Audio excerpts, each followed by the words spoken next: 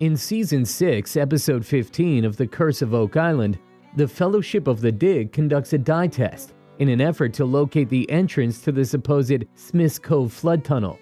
This is not the first dye test to be carried out on Oak Island. Back in 1897, the Oak Island Treasure Company, under the direction of Frederick Blair, poured red ink into the money pit and filled the shaft with seawater.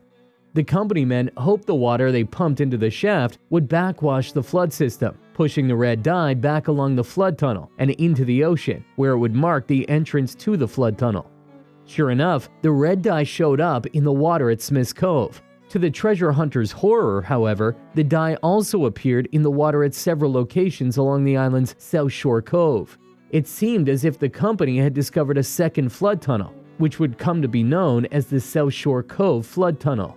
4 decades later, in the summer of 1941, Oak Island treasure hunter Irwin Hamilton poured dye into both the chapel and Hedden shafts, these being searcher shafts which had been sunk in the approximate location of the original money pit, and pumped them full of water.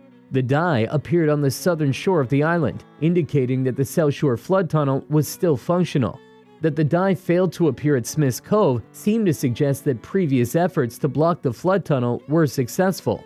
A third dye test was carried out in the summer of 1988 by Dan Blankenship and the men of Triton Alliance. The treasure hunters flushed dye into borehole 10X, a shaft located northeast of the money pit area. This time, the dye showed up not only on the South Shore Cove, but also at Smith's Cove and on the island's northern shore. A fourth dye test was conducted in Season 2, Episode 6 of The Curse of Oak Island. In that episode, non-toxic yellow-green dye was poured into borehole 10X. The shaft was then flushed with water at a rate of 300 gallons per minute. Despite the use of boats and helicopters to monitor the shoreline, the Fellowship failed to spot any yellow-green dye off Oak Island's coast. In this latest episode of The Curse of Oak Island, the boys poured red dye into borehole C1, located in the money pit area, and pumped water into the shaft at a rate of 600 gallons per minute. The crew monitored the island's shores using a boat and 3 flying drones equipped with high-definition cameras. Although red dye failed to appear in the waters off Oak Island, Gary Drayton, while strolling through the cofferdam section of Smith's Cove, observed rust-colored fluid leaking from beneath some rocks. Although Marty Lagina lamented that the fluid was not the same color as the bright red dye they pumped into C1, the implication being that the fluid is likely a naturally occurring substance, Jack Bagley collected some of the fluid in a water bottle for later analysis.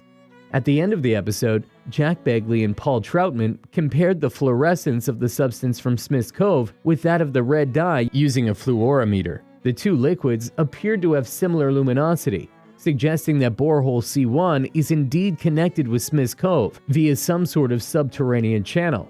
Whether the supposed channel is natural or artificial has yet to be determined. Thanks for watching.